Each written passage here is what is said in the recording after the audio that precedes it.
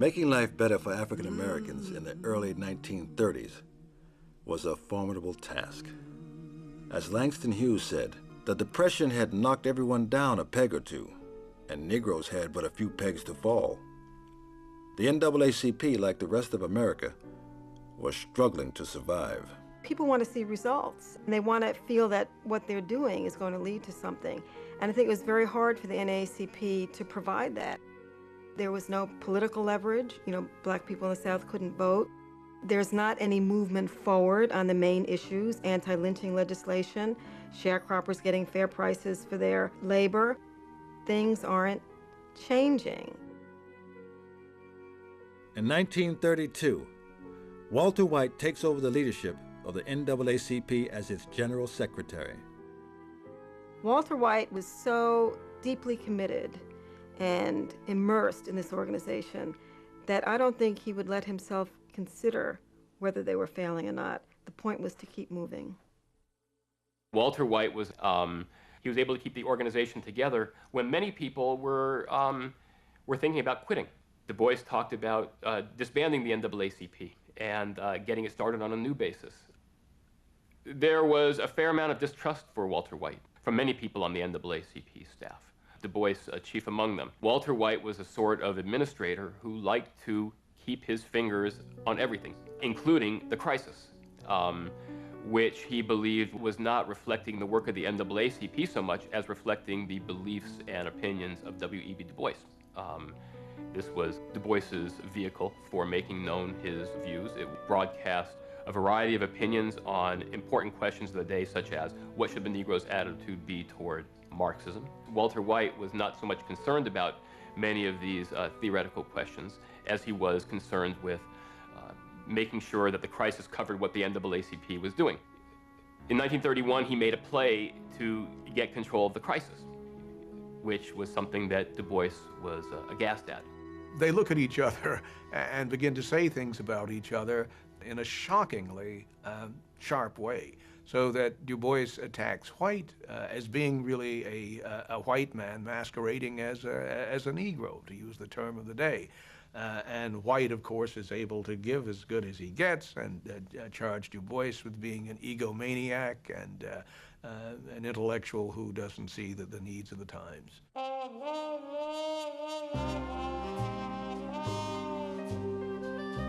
For the great majority of Americans, the single overriding fact is the Great Depression and the need to combat that depression, the need to get the American economy rolling again. Everything else was secondary. In 1933, a new president, Franklin Delano Roosevelt, was elected. He had promised a New Deal for everyone. But to get the economy rolling, he would need the support of Southern senators. Programs to advance racial equality would have to wait. But for W.E.B. Du Bois, waiting was not an option. Du Bois came up with a proposal that since the New Deal wasn't going to solve the problem of the African American should do it, him and herself, within the context of the racial segregation that in any case was not going to go away, whatever the New Deal did. And to sell that point, Du Bois did what he so often did. He made it so controversial that you would have to address it by writing 3 editorials using the word segregation and separation. And these were red flags to the NAACP and its many followers. The whole point was racial integration. He sort of came out in favor of separate schools in the article, which was very much against the tradition of NAACP. But Du Bois knew that everybody would stop and pause and say, what's going on? But in fact, they stopped and they were so shaken that they didn't find out really what was going on. This would have been like Du Bois writing an editorial using the word nigger. I know that this article will forthwith be interpreted by certain illiterate nitwits as a plea for segregated Negro schools. It is not.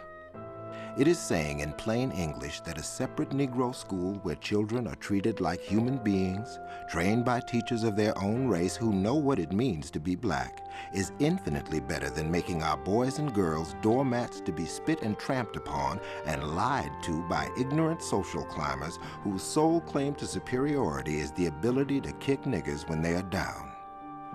W.E.B. Du Bois. Du Bois was being pragmatic. Do you accept the separate equality? The Supreme Court isn't going to do anything about it, he thought, for 50 years. What Du Bois was trying to say in that article was that, look, integration is important, but there's something more important than integration, and that is the education of African American children and their welfare. See, the thing to remember here is Du Bois believed that African American teachers were quite capable of teaching African American kids. The resources weren't there, but the teachers were there. My first grade teacher in a wooden frame school, believe it or not, used to have all the black kids in the first grade. She'd tell us what we wore on Wednesday, and by Friday we were supposed to walk out before the class, always with our chest out and our shoulders up, and say, "I'm Frederick Douglass, and I did this, I did this, I did that.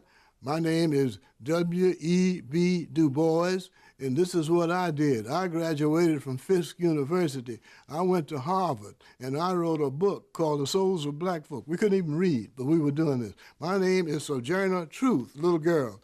My name is Ida B. Wells, and you go right on down the line.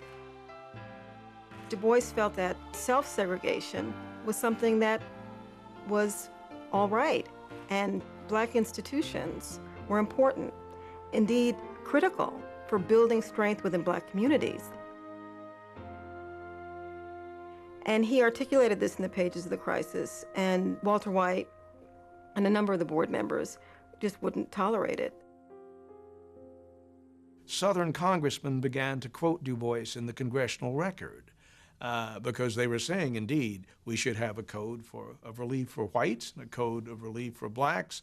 So the association, Walter White now running it, said, "Quiet, shut up, they're quoting you, the outstanding civil libertarian in the congressional record. Bilbo says you're great." And Du Bois says, "Doesn't matter. This is an issue." White was an organization man. He loved the NAACP. It was his church. He was going to run it, and Du Bois was going to follow in line. And of course, Du Bois wasn't going to follow in line. There could be no equivocation on this. And so Du Bois ultimately resigned in 1934. I think in part he may have felt that the NAACP had been spent, that it didn't have the flexibility, that White was too limiting and narrow in his vision. In the August 1934 issue of The Crisis, Du Bois explains, he needed to criticize the NAACP, and the board wouldn't let him. He was leaving not because change couldn't come, but because, he said, personally, I can do nothing more.